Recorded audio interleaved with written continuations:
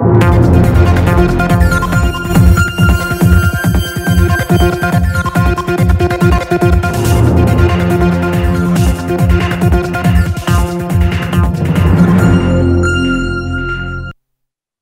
à toutes et à tous, voici les titres de cette édition. Aujourd'hui, 27 octobre, la communauté mondiale célèbre la journée du patrimoine audiovisuel. Occasion pour mettre l'accent sur les archives audiovisuelles malmenées par le temps et les conditions de conservation. Plus de 200 femmes journalistes d'Afrique nourrissent l'ambition de corriger l'image du migrant aux yeux des opinions publiques, que ce soit en Afrique ou dans le reste du monde. Une femme sur 8 risque de développer un cancer du sein dans le monde. Chaque année, au mois d'octobre, sensibilisation et dépistage sont préconisés pour sauver des vies.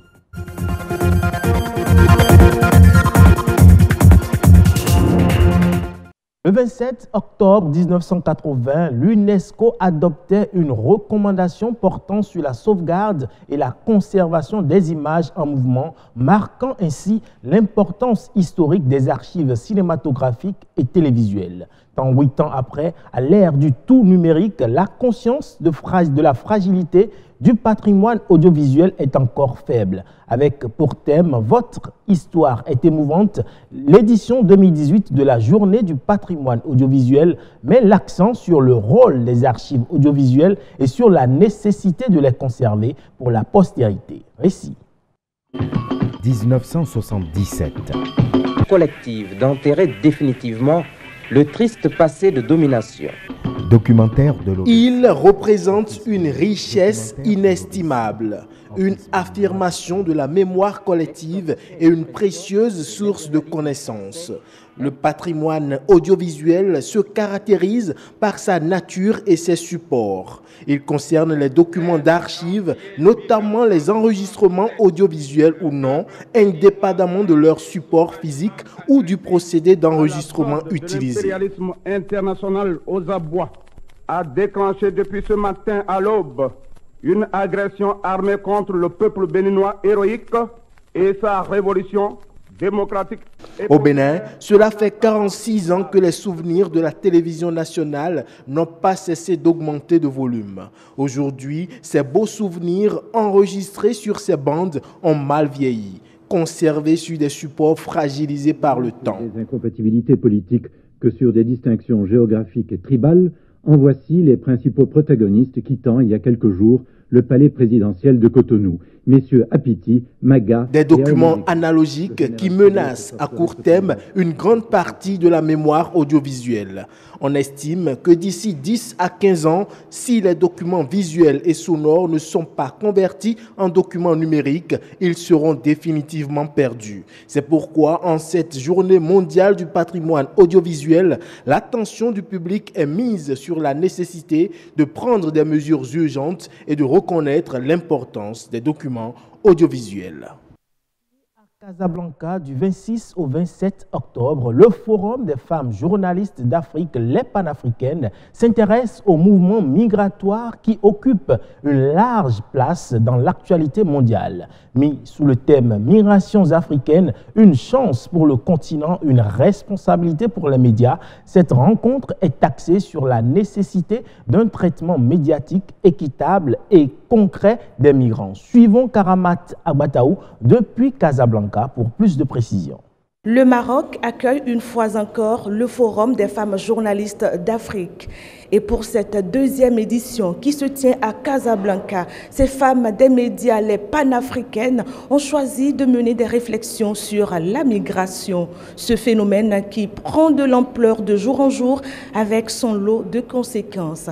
Mais pour ces femmes des médias, il ne s'agit pas de revisiter le tableau noir lié à la migration, mais plutôt de voir les aspects positifs à gagner, donc à tirer de ce phénomène. Les panafricaines, ce sont des femmes de médias qui sont convaincues qu'elles peuvent ensemble construire quelque chose. Nous l'avions déjà annoncé lors de la première édition. Les panafricaines veulent porter la voix de l'Afrique. Nous voulons porter de justes causes. Tant que l'Afrique n'écrira pas son propre récit, nous aurons l'image déformée de cette Afrique qui ne contrôlerait pas sa démographie, de cette Afrique à feu et à sang, de cette Afrique en proie aux guerres civiles, au terrorisme, aux luttes intestines, de cette Afrique où la corruption est endémique et systémique. Donc l'action des panafricaines est pertinente, car en fédérant les compétences, les vocations, les engagements des femmes, des médias, les panafricaines mettent le doigt sur le moyen de démultiplier la portée de votre démarche respective. C'est désormais une Afrique qui veut s'assumer, reconnaître ses forces et ses faiblesses avec en avant de braves femmes des médias. C'est nous qui informons l'opinion publique, c'est nous qui relayons chaque jour les drames, c'est nous, mais aussi nos confrères européens, qui montrons sans cesse une Afrique en souffrance, des familles jetées sur les routes, des jeunes sur des embarcations de fortune qui tentent de rejoindre au péril de leur vie les côtes européennes. C'est une réalité, certes, mais ce n'est pas la seule. L'information est malheureusement incomplète. Elles sont environ 200 femmes journalistes venues des 54 pays d'Afrique, engagées pour un complément d'information autour de la migration. Un grand débat a ouvert les travaux de ce deuxième forum des panafricaines avec pour thème d'une rive à l'autre pour un regard juste sur les migrants. Chaque année, le mois d'octobre est consacré à la sensibilisation contre le cancer du sein. Ce mois permet d'attirer l'attention des femmes sur les signes précurseurs, le dépistage ainsi que sur les soins palliatifs de cette maladie. Pour mieux comprendre la dite maladie, Enoch Rumpati a interrogé le professeur Martial Tibus Zanon. Il est le président de l'association franco-béninoise de lutte contre le cancer. Il revient ici sur les causes, le traitement et quelques conseils pour éviter cette maladie. Le cancer, en fait, c'est une maladie extrêmement dangereuse qui se déclenche par la démultiplication de certaines cellules nocives. Le cancer survient d'un jour à l'autre. Et il est important de souligner que le cancer tue plus que le paludisme, la tuberculose et le VIH réunis. Dans notre association, nous sensibilisons nos concitoyens et nos concitoyennes sur les méthodes de prévention pour éviter le cancer. Le cancer s'attaque à tous les organes. Vous avez le cancer du sang, la leucémie, vous avez le cancer de la langue, vous avez le cancer des testicules, vous avez le cancer de l'œsophage, vous avez le cancer de la prostate. Une femme doit faire ce qu'on appelle la palpation mammaire pour voir si elle n'a pas des boules dans ses seins. Lorsque vous voyez une apparition de boules, un rétrécissement du sein, ou que la taille du sein devient anormale, ou que vous avez des ganglions dans les aisselles, il faut aller voir tout de suite un médecin. Vous avez plusieurs facteurs qui causent le cancer. Vous avez l'alcool, vous avez la cigarette, vous avez la déficience du sport, savoir se nourrir. Éviter essentiellement tout ce qui est dérivé de viande rouge, les matières grasses. Ce sont des indicateurs pour développer le cancer. La consommation de fruits est aussi importante dans la prévention de tout type de cancer. Parce que dans les fruits, il y a des fibres qui protègent et qui vous prémunissent contre la survenance des cancers. À la fin de chaque année, toute personne doit pouvoir voir son médecin qui va lui prescrire une série d'analyses qui devront être faites pour permettre au médecin prescripteur de savoir si la personne est en bonne santé. Car ne vous y méprenez pas, tout bien portant est un malade qui s'ignore. L'état délabré du transport fluvial inquiète plus d'un. Les acteurs de ce domaine d'activité, soucieux de son devenir, attirent l'attention des autorités sur les maux qui minent le secteur. Plus de précisions avec Eric Kiki, il est agent en poste à l'embarcadère de Calavi. Au niveau du lac Nokwe, le transport fluvial se porte très mal. Aujourd'hui, c'est seulement au sein de la station touristique d'Abomey-Calavi que ceux qui exercent ce transport sont reconnus, mais les autres, à savoir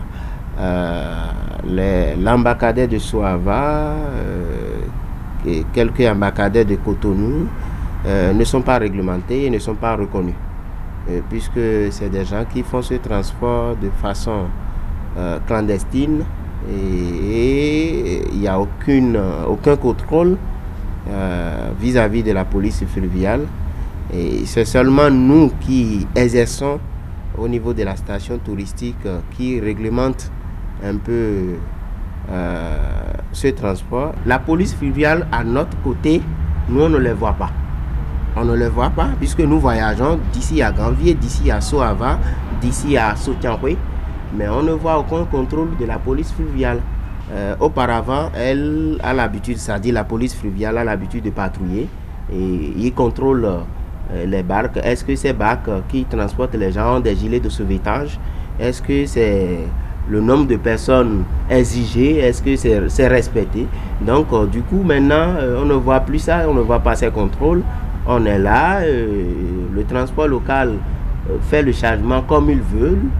Ceux qui exercent dans ce domaine, ils font les chargements comme ils veulent et ils sont là. Par contre, nous, on continue toujours de respecter. Plus de 4 milliards de francs CFA ont été distribués aux producteurs d'anacarde en Côte d'Ivoire de 2016 à 2018 dans le cadre des mesures incitatives à la qualité. C'est une annonce du directeur général du Conseil du coton et de l'anacarde, Adama Koulibaly. Selon lui, c'est le fruit d'une subvention de 400 francs CFA par kilogramme d'amandes de cajou produites et commercialisées, mais aussi des programmes de recherche, d'appui au développement de la transformation et de l'industrie locale et de développement de marchés locaux. La Côte d'Ivoire est le premier exportateur mondial de noix brutes de cajou avec 614 784 tonnes en 2017. La filière a généré un revenu de plus de 508 milliards de francs CFA aux producteurs durant la même année.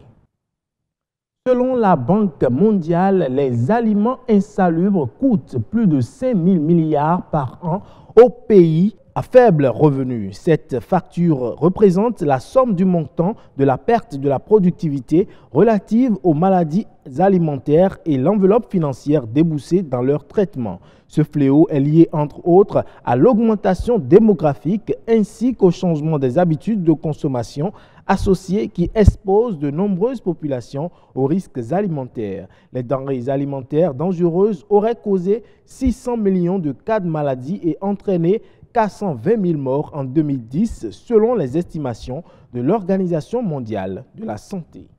Merci pour votre aimable attention. À demain.